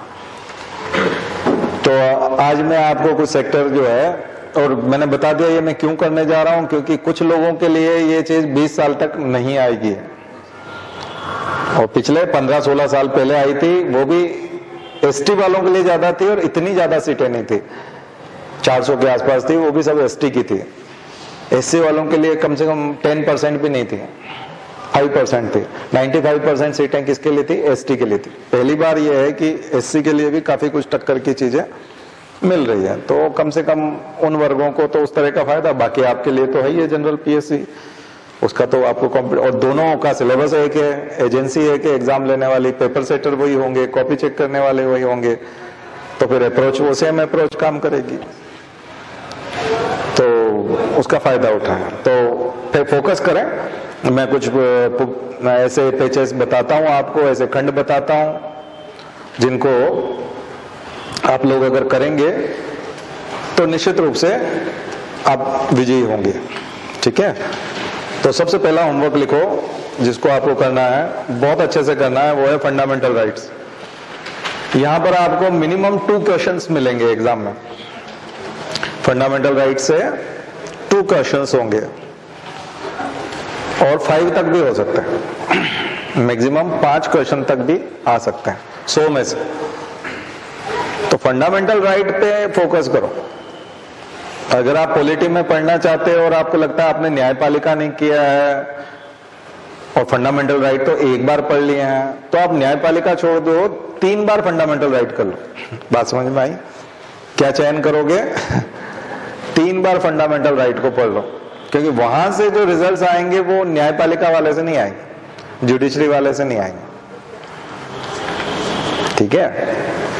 कुछ बात समझ में आई कैसे भेदभाव करना है आपको सिलेबस में? हाँ, जो इंपॉर्टेंट पैचेस हैं उनको बहुत अच्छे से करना है, और तुक्का तो लगा ही सकते हो, एमपीपीएससी में तो कोई प्रॉब्लम नहीं है क्योंकि माइनस मार्किंग नहीं है, तो छोड़ना कुछ है नहीं, तो उस वाले में तुक्का लगाना। पर एक सिंगल टाइम रीडिंग तो उसका भी लगाना बाद में टाइम मिले तो, लेकिन सबसे पहले मैं जो बता रहा हूं उनको पक्का कर। अगर आपने हमारे बताए हुए रास्ते पे काम किया तो फिर आपकी जीत सुनिश्चित है। नीति निदेशक तत्व डीपीएसपी, दूसरे नंबर पे डीपीएसपी। यहां पर भी मिनिमम 2 और मैक्सिमम 5। तो मैक्सिमम 5 तो नहीं हो सकता, मैक्सिमम 3, तो 1 2 3 कर लो, या तो 1 या 2 या फिर 3, 1 से 3 प्रश्न आ सकते हैं। बाकी फंडामेंटल राइट और डीपीएसपी दोनों से मिला के अब कितनी संभावना बन गई? 3 से 4 या 3 से 5 प्रश्नों की, यानी मिनिमम 3 क्वेश्चन तो यहीं पे हो गए। और इसको कम से कम 5 बार रिवाइज करना चाहिए परीक्षा से पहले, यानी हर महीने रिवाइज करना चाहिए। ये बहुत भूलते हैं। अगर आप पहली बार पढ़ रहे हो तो आपको जिंदगी में 10 बार पढ़ना चाहिए, यानी एग्जाम से पहले। प्री से पहले 6 बार पढ़ना चाहिए, मेन से पहले और 1 बार इंटरव्यू से पहले। 3 बार मेन से पहले पढ़ो और 1 बार इंटरव्यू से पहले। तो 10 बार पढ़ाई करने से ये कब्जा होता है, इतनी आसानी से नहीं होगा। इसलिए जो 1-2 बार पढ़ के निराश हो गए उनके लिए तो अभी 8 बार बाकी है। तो अभी कोई एकदम इतना बड़ा काम नहीं किया आपने, ठीक है ना, स्वाभाविक है। पर इसको पढ़ो और हमारे लेक्चर देखते हुए पढ़ोगे तो उसकी आत्मा समझ में आएगी कि ये क्यों पढ़ने के लिए कहा जा रहा है। ये ऐसे नहीं आएगा। हमारे लेक्चर पुराने यूट्यूब पे देखते जाओ, डीपीएसपी के ऊपर और फंडामेंटल राइट्स के ऊपर, आपको समझ में आ जाएगा पढ़ने के लिए क्यों कहा जा रहा है। और लेक्चर के साथ पढ़ोगे तो मेंस की भी हो जाएगी, प्री की भी हो जाएगी, और प्री वाला बिल्कुल एकदम पक्का हो जाएगा। तो ये 4 प्रश्न करा दिए, बताओ 100 प्रश्न जो आपके एमपीपीएससी में आने वाले हैं उसके 4 प्रश्न तो हमने बता दिए। एग्जाम वाले दिन गिना देंगे हम, दूसरे दिन आपको क्या हमने बताया था उस दिन 5 दिसंबर को गिना देंगे हम आपको। देखो ये 7वें नंबर का प्रश्न, ये 53 नंबर का प्रश्न, ये 72 वाला, ये 89 वाला है ना। बिल्कुल आप लोग खुद हाँ भरोगे, बोले यही तो है। हाँ तो सभी भरते हैं लेकिन सेलेक्ट नहीं होते, क्योंकि वो बात नहीं मानते। 25वां वर्ष चल रहा है मेरा पढ़ाते पढ़ाते। मेरा एक अनुभव है कि 1% लोग बात मानते हैं। कितने? केवल 1% लोग। कक्षा में जितने लोग आते हैं 99% लोग बात नहीं मानते, और जो 1% लोग बात मानते हैं वो सारे सफल हैं, सभी नौकरियों में बैठे हुए हैं। तो 1% सफलता का प्रतिशत कितना है? 1%। बात मानना सबसे पहली शर्त है, बात मानना, विश्वास करना और फिर बात मानना, उस काम को करना, तो उस रास्ते पे आगे बढ़ जाओ। तो अब वो 2 बड़ी चीज ये बता दी। अब मैं सेक्टर चेंज कर रहा हूं। मैं ज्योग्राफी प्लस इकोनॉमिक्स में महानवरत्न की लिस्ट बता रहा हूं आपको। महानवरत्न, मिनी रत्न और नवरत्न क्या होते हैं? कंपनियां, पीएसयूज, पब्लिक सेक्टर अंडरटेकिंग, सार्वजनिक उपक्रमों की लिस्ट तैयार कर लेना। ये बहुत इंपॉर्टेंट चीज है। मैं डिफरेंट बताऊंगा, आप थोड़ा सा बोर नहीं होंगे, मोनोटोनस भी नहीं होगा, बोरिंग भी नहीं होगा। मैं थोड़ा सा इंटरेस्टिंग बना रहा हूं, लेकिन इसको करना, आप बात मानना। सप्ताह भर के लिए होमवर्क दे रहा हूं मैं आपको, ठीक है। अब इस टाइप की क्लास होगी, बड़ी स्पेसिफिक टाइप की होगी और रिजल्ट ओरिएंटेड होगी और आपको मजबूत बनाएगी। लेकिन आप करते जाना, आपका प्री निकल जाएगा, गारंटी मेरी। लेकिन ये करना पड़ेगा। और जो वल्नरेबल ग्रुप से आते हैं, जो मैंने अभी बताया, जो रिजर्वेशन में है और उनके लिए बैकलॉग वैकेंसी है, तो उन लोगों के लिए तो बहुत ही शानदार हो गया, क्योंकि अभी जो है 450 लोग प्री पास होते हैं एससी के, करीब 500 होते हैं, 9,000 होंगे।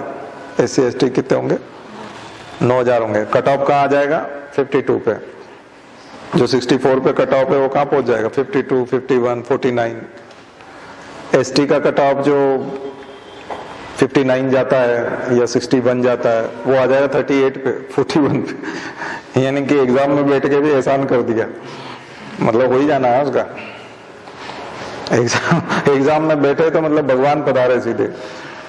तो टंटिया मामा का नाम लेके पूरा बैठ जाओ, हो गया काम आपका। मतलब आप बन ही गए ना, मतलब कोई दूसरा सवाल ही नहीं उठता बाहर होने। अब कोई महाबुद्धू हो 1 नंबर का, वो सदी का सबसे महानतम बुद्धू आदमी होगा जो उससे बाहर होगा, है ना।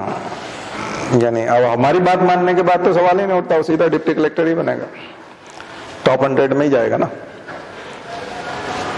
तो इतना स्वर्णिम अवसर के बाद भी यदि आप नहीं कर सकते तो फिर उसका तो कुछ नहीं हो सकता। हम भी उदारवादी बन रहे हैं, सरकार भी उदारवादी बन रही है, पीएससी भी बन रही है।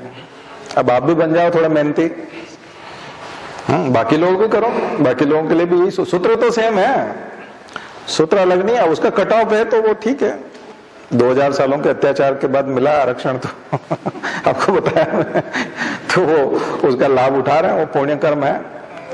सवर्ण लोगों के पूर्वजों ने जो पुण्य कर्म किए उसका लाभ अब उनको मिल रहा है, क्या कर सकते हैं।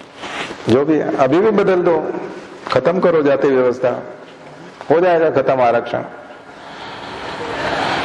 अभी भी चांस है। लेकिन जाति में बड़ा रस है ना, ऊंची जाति का कहलाने में बड़ा रस है, बड़ा आनंद है। तो वो आनंद उठा लो या फिर ये इधर उठा लो, आनंद आया हुआ है आनंद तो दोनों लड्डू एक साथ नहीं मिल सकते, दोनों हाथ में लड्डू नहीं होते। तो ये है। खैर अगला देखो, सार्वजनिक उपक्रम देखा आपने, पक्का प्रश्न है, एक आध प्रश्न कहीं न कहीं घूम फिर करके इस पे आएगा। नदियां, ज्योग्राफी में ले चलता हूं मैं आपको, रेंडम बताऊंगा मैं अभी, ताकि परीक्षा भी तो रैंडम है ना, वो भी कोई व्यवस्थित थोड़ी है, उसने भी कोई ठेका थोड़ी ले रखा है कि साइंस की परीक्षा होगी या पॉलिटी की होगी, कुछ भी है परीक्षा, जब कुछ भी है तो हम भी कुछ भी पढ़ाएंगे।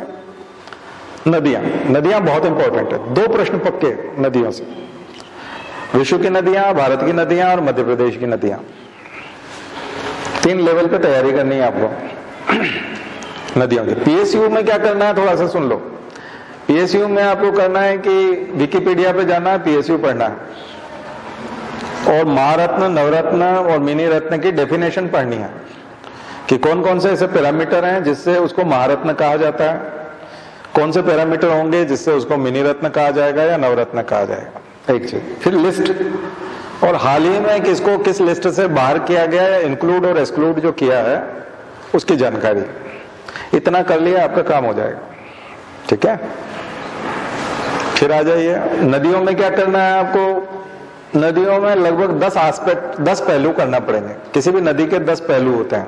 पहला, नदी का नाम, एक। दूसरा, उसका ओरिजिन और उसका अंत कहाँ हो रहा है, मिलती कहाँ पर, या तो वो किसी की सहायक नदी है तो मुख्य नदी में जाके मिल जाएगी, या फिर वो समुद्र में जाके मिल जाएगी, तो पूर्व में मिल रही है, पश्चिम में मिल रही है, कौन सी खाड़ी में जाके मिल रही है वो। और फिर उसकी सहायक नदियां, तीसरा पॉइंट आ जाएगा, उसकी सहायक नदियां। चौथा आ जाएगा वो कौन कौन से राज्य से बहती है, कौन से उनसे स्थानों से बहती है। उसके किनारे मिलने वाले नगर या औद्योगिक संस्थान या इंपॉर्टेंट सेंटर्स, अगर वो किसी नेशनल पार्क में से बहती है, घाटी में से बहती है, तो उसका नाम, यानी टोपोग्राफी।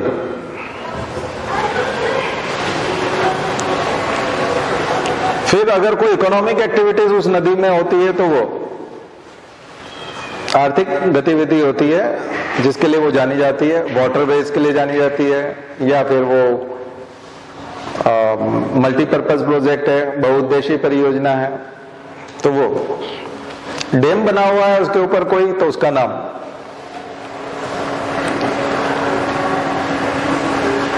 कुछ समझ में, नदी ऐसे तैयार नहीं करना, मैं जितने पॉइंट्स बता रहा हूं उस हिसाब से तैयार करना है,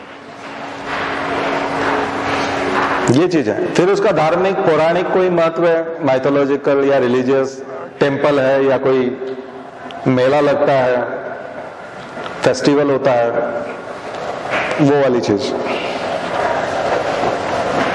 और हिस्टोरिकल होगा तो माइथोलॉजिकल में आ जाएगा, वो आ जाएगा।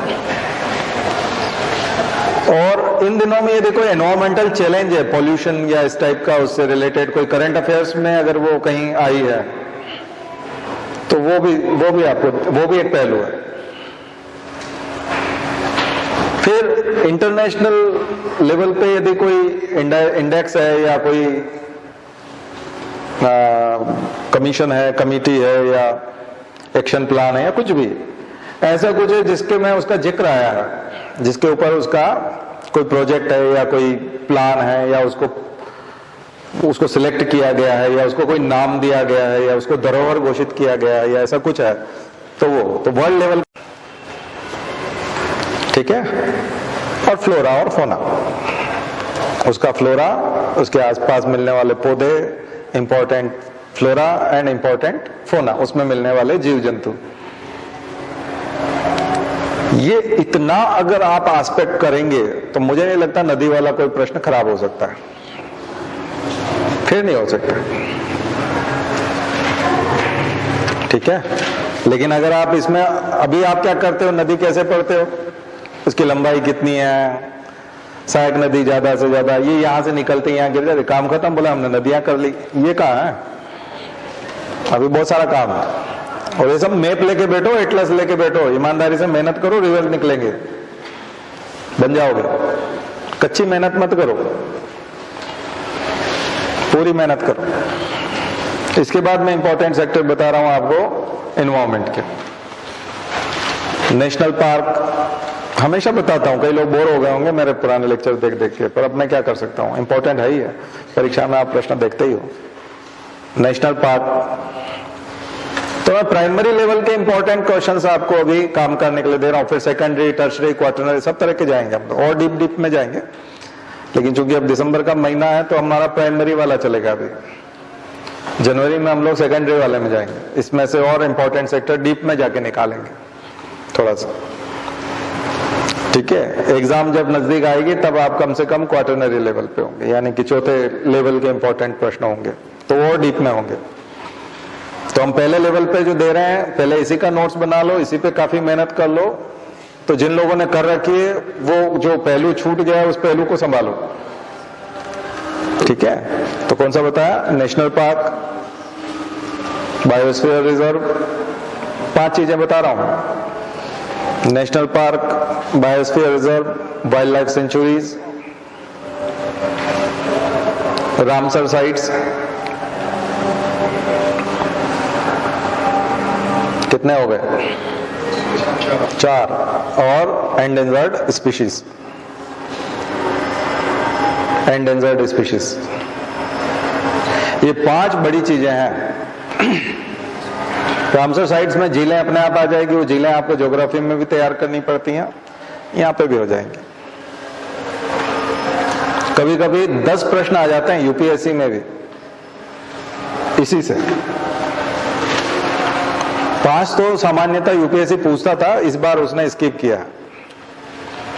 एमपीपीएससी वाला 2 से लेकर 5 प्रश्न पूछता था, मिनिमम 2 क्वेश्चन तो आपके यहां से ठीक हो जाएंगे, ज्यादा से ज्यादा 5 तक हो सकते हैं, 10 भी आ सकते हैं, कुछ कह नहीं सकते क्योंकि सिलेबस में बायोडाइवर्सिटी भी है, एनवायरमेंट भी है, कंजर्वेशन भी है, सब कुछ है।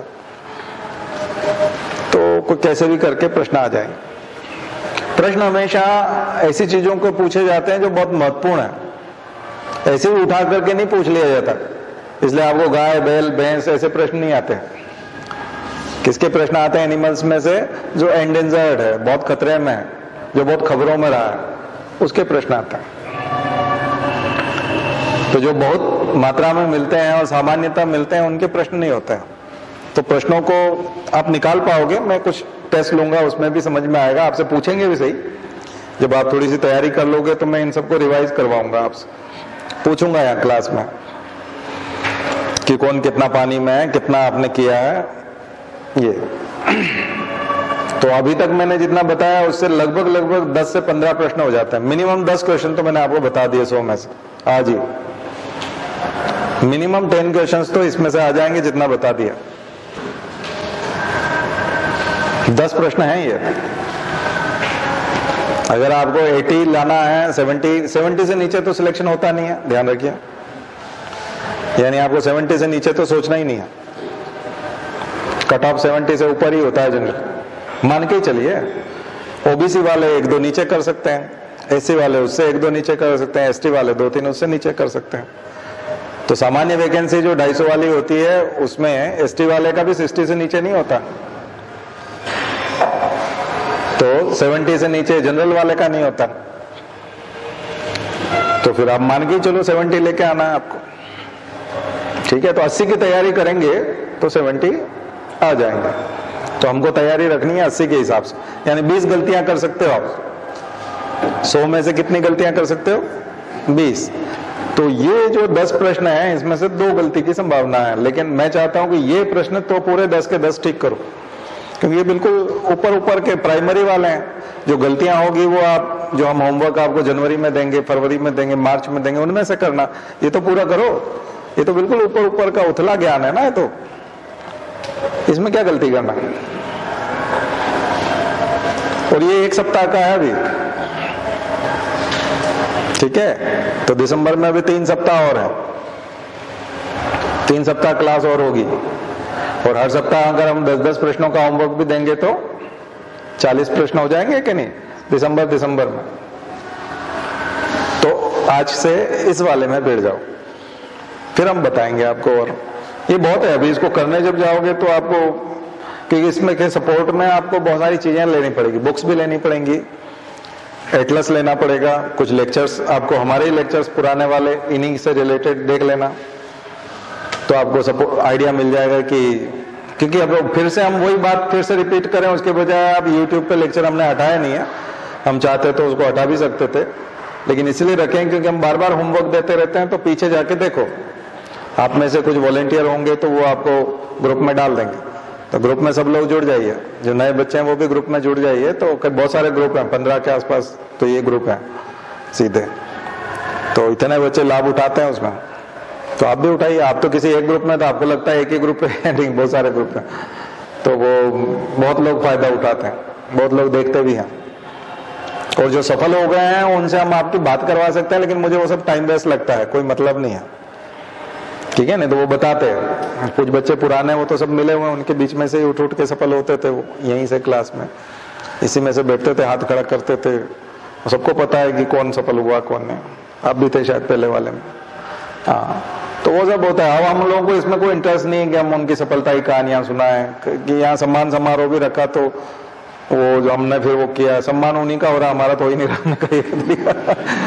मतलब सम्मान तो उसका होना चाहिए ना जिसने बनाया, जिसने मेहनत की है, जिसने कुछ किया है, उसका क्या सम्मान होना। वो जैसे मैं एग्जांपल भी देता हूँ कि ब्लड डोनेशन जो कर रहा है उसको नहीं, जो ले रहा है ब्लड उसको माला पहना रहा है। तो भैया जो डोनेट कर रहा है उसको माला पहनाओगे, उसको पहनाओ, उसका क्या घमंड बढ़ाना। हमारे अंदर तो नहीं है घमंड। खैर हम लोगों को सम्मान की भी भूख नहीं है, लेकिन हमने सब बंद कर दिया सम्मान समारोह। हम तो किसी का फोटो भी नहीं छापते। एक आध बार 2008 में छापे थे हमने, उसके बाद 2013-14 में भी एक आध बार छापे मैगजीन में। मैं अपने फोटो भी नहीं छापता, सफलता जो हो जाते हैं वो ठीक है, कोई फोन करता है तो अच्छी बात है, न करे तो जाओ भैया, कोई मतलब नहीं है इन सब चीजों में, कोई लेना देना नहीं है। वहां वाला जो आता है हमारे यहाँ पेड क्लास में, वैसे भी फीस देता है, तो उसने कोई एहसान नहीं किया, हमारा परिवार चलाया, उसने फीस दी, उसी से हम लोग जिंदा रहे, और हमने उसको उसके बदले में पढ़ा दिया, तो वैसे भी कोई थैंक यू वाली कोई बात ही नहीं होती। यहाँ वाले में हम गुरुजी के भाव से आते हैं, अपने गुरुद्वारे में आते हैं, अपने मंदिर पे आते हैं, और थोड़ा भाव जो होता है वो सेवा करने का भाव है, उस भाव से आते हैं, तो उसमें भी धन्यवाद की जरूरत ही नहीं है, नहीं तो वो फिर कम हो जाता है सेवा वाला भाव। तो दोनों ही कंडीशन में लौट करके आना और फिर धन्यवाद देना, ये सब फालतू बात है, इसका कोई मतलब नहीं है। और योग्यता सिद्ध करने की हमको कोई जरूरत नहीं है, क्योंकि मैं आपको छोटे छोटे फार्मूले बता रहा हूँ, आप ही को मेहनत करनी है, ठीक है। मार्केट में इजीली अवेलेबल है, हर किताब में है। कुछ किताबों में गलतियां हैं, थोड़ा सा सावधानी, आपको क्रॉस चेक करिए, 2-3 किताबों को क्रॉस चेक कर लीजिए। इसके लिए विकिपीडिया से भी क्रॉस चेक कर सकते हैं, तो जहां गलती है आपको समझ में आ जाएगा। गलत मत पढ़ना, कुछ लोगों ने थोड़े से गड़बड़ की है ना। कई बार क्या होता है कि पब्लिशर का नाम बड़ा होता है कि ये फलाने हैं, इतने बड़े पब्लिशर हैं, लेकिन उससे नहीं होता, उसकी किताबों में गलतियां बहुत होती है। और छपा हुआ है तो हमको ऐसा लगता है कि ये सही है, छपा हुआ चीज हमको सही लगती है, ऐसा नहीं है। छापने वाले का नॉलेज कितना है या वो कितना अटेंशन है उसका, वो गलती पकड़ पा रहा है कि नहीं, उस पर भी है। तो गलतियां हैं किताबों में, सावधानी से पढ़िए। वो विकिपीडिया से क्रॉस चेक जरूर कर लीजिए, सरकार की वेबसाइट से कर सकते हैं, ठीक है। एक और होमवर्क लिख लीजिए, मेरी एक और इच्छा थी, तो फिर पक्का काम हो जाएगा। World heritage sites, world heritage sites, विश्व विरासत स्थल, ये बहुत इंपॉर्टेंट पार्ट है। ये जो मैंने आज होमवर्क के तौर पे बताया, इतने इंपॉर्टेंट सेक्टर हैं, ये बिल्कुल रटे पे होने चाहिए, आपके टिप पे होने चाहिए। अगर इनमें से आप कोई गलती करते हो तो उसको सिली मिस्टेक माना जाएगा, क्योंकि ये सिली क्वेश्चंस है, एकदम सिली क्वेश्चंस। इसलिए इनसे संबंधित तो वर्ल्ड हेरिटेज साइट्स में क्या करना है, विश्व विरासत स्थल यूनेस्को वाले, तो वो कितने हैं आजकल, 36 कितने हैं, 38 हो गए, 40 हो गए। हाँ, तो ये बदलता रहता है आंकड़ा, एक एक दो दो शामिल करते जाते हैं, हर साल चेंज हो जाता है। तो एक तो इंपॉर्टेंट प्रश्न ये होता है कि इस साल किसको शामिल किया, एक तो सबसे इंपॉर्टेंट यही हो जाता है। फिर उसकी पूरी हिस्टोरिकल बैकग्राउंड विश्व विरासत स्थल का, क्योंकि उसका आपको मिल जाएगा, संस्कृति की वेबसाइट पे मिल जाएगा, कल्चर वाली, कल्चरल डिपार्टमेंट की। सबसे बेस्ट मैटर तो वहीं से मिलता है। देखो, कोई भी मैगजीन मार्केट से उठाओ, उसी का कॉपी पेस्ट है, तो मैगजीन चाहे 10 उठा लो आप, कॉपी पेस्ट उसी का मिलेगा। किसका? सरकारी वेबसाइट का, क्योंकि वो बाइलिंगुअल होती है वेबसाइट, हिंदी में भी देती है, इंग्लिश में भी। तो हिंदी की मैगजीन में भी उसी का कॉपी है और इंग्लिश में भी। ये मैगजीन का नाम, कोचिंग का नाम सब बहाना है, फालतू बात है। असली में तो सब कॉपी पेस्ट है सरकारी मैटर का। मैटर सरकारी है, इसलिए सरकारी वेबसाइट, वो कॉपी पेस्ट में और गलतियां कर दी है, और कई जगह सुधारा है तो उसमें और गलती कर दी उन्होंने सुधारने के चक्कर तो कई बार वो एडिटिंग करके और अपना कचरा कर लेते हैं। तो सबसे अच्छा ओरिजिनल डॉक्यूमेंट में चले जाओ, और वो पीडीएफ मिलेंगे आपको, पीडीएफ होंगे, ये तो कॉपी पेस्ट आप भी कर लो, उसमें कौन सी बड़ी बात। तो ओरिजिनल वेबसाइट पे जाओ, original website cultural department, department of culture, और वो टूरिज्म वाली, वहाँ आपको डायग्राम, मैप वगैरह सब अच्छे से मिलेगा। या फिर नोट्स देख लो, हमारे नोट्स में भी है, और अपडेट करते रहना पड़ता है।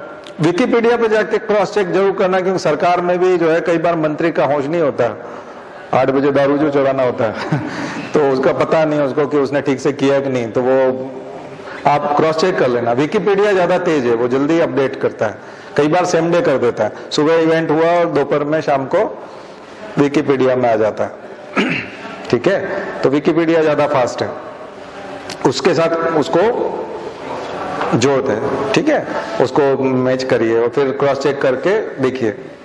तो ये एक तरीका हो गया।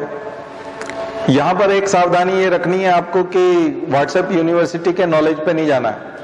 कभी भी मेंस में ये नहीं लिखना है कि ताजमहल के नीचे तेजो महालय मंदिर है ठीक है, ऐसी बात मेंस में कभी नहीं लिखना, ध्यान रखिए। ये आपके खुद के ज्ञान के लिए है, दादाजी को सुनाने के लिए ठीक लगता है, उससे उनको प्रसन्नता होता है। अच्छा, ताजमहल के नीचे भी मंदिर है? हाँ बिल्कुल है।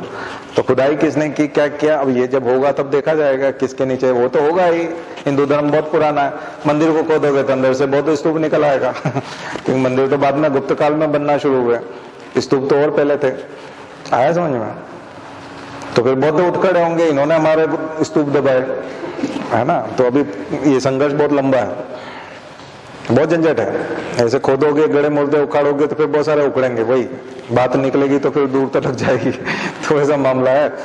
ये तो इंडिया है, यहाँ बहुत कल्चर रहे हैं, बहुत रिच कल्चर है, और हम लोग जो भी है सबसे अच्छा तरीका है कॉन्स्टिट्यूशन के हिसाब से रहे, तो फिर झगड़े ही झगड़े हैं, फालतू के झगड़े ज्यादा है, ठीक है ना। तो व्हाट्सएप यूनिवर्सिटी पे नहीं जाना, ये बहुत इंपॉर्टेंट बात है, खास करके मेंस में, ठीक है। इसमें आपको कल्चर डिपार्टमेंट वाला जिस दिन लिख देगा, कौन मंत्री, वहां वेबसाइट पे लिख देगा, उस दिन तो फिर जाना पड़ेगा आपको, क्योंकि पर वो अभी नहीं लिखेगा, वो भी नहीं लिखेगा, है ना। और वो उसके बच्चे को भी वही पढ़ने के लिए कहेगा, क्योंकि वो भी कचरा नहीं पढ़ाएगा अभी। लेकिन मार्केट में कचरा है पूरा, सोशल मीडिया पे पूरा कचरा है, ध्यान रखें। वहां से ज्ञान मत बढ़ाओ अपना, और लिखो मत कम से कम उसको। परीक्षा का मैटर वहां नहीं मिल सकता आपको, फेसबुक पे, व्हाट्सएप पे आपको परीक्षा का मैटर उस रूप में नहीं मिलेगा।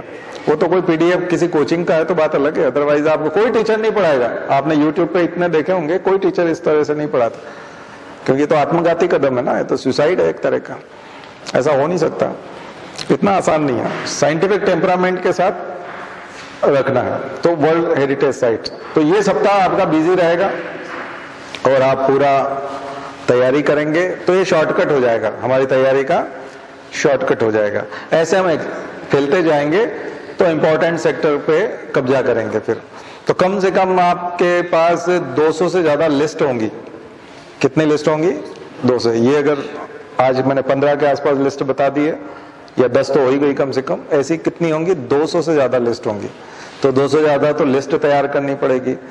फिर कुछ ऐसी चीजें होंगी जो लिस्ट तो नहीं होंगी, लेकिन ऐसे फैक्ट्स होंगे जो बहुत ही इंपॉर्टेंट है, बहुत इंपॉर्टेंट है, वो भी मैं बताऊंगा, क्योंकि मैं सारे सब्जेक्ट पढ़ाता हूं 25 सालों से, सभी सब्जेक्ट डील करता हूं, तो मुझे हर सब्जेक्ट के इंपॉर्टेंट सेक्टर पता है, तो मैं आपको ले चलूंगा उनकी यात्रा पे।